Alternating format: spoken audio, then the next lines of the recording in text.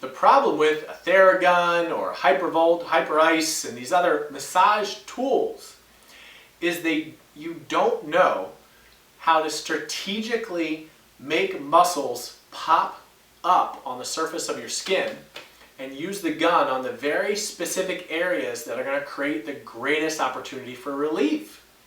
People believe because they take a theragun or hyperice to the muscle, and muscles are dumb, that muscle is just going to relax.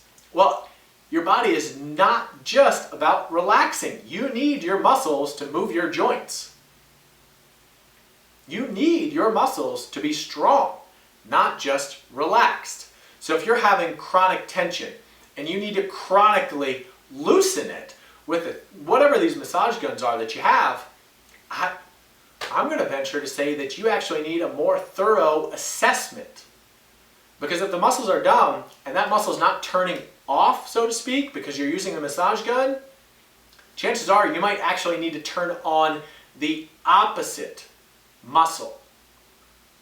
Or you need to figure out what tension patterns are being triggered off together and why that area needs to be tight to make your movement easier. Because if you're having tension like that in the body, there's a reason for it.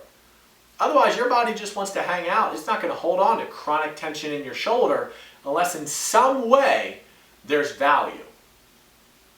You got to figure out what that is, and that might be why you can't just loosen it up with these massage guns. So muscles may be dumb, but if you can't get it to loosen up, you need an assessment. You need to speak with somebody qualified to teach you about your body and what you need to move past whatever it is that's ailing you or causing a problem in your life. So if you enjoyed this, check out DominicSessa.com, my YouTube, my Instagram. If you're on my newsletter, thanks for being here. We'll talk again soon.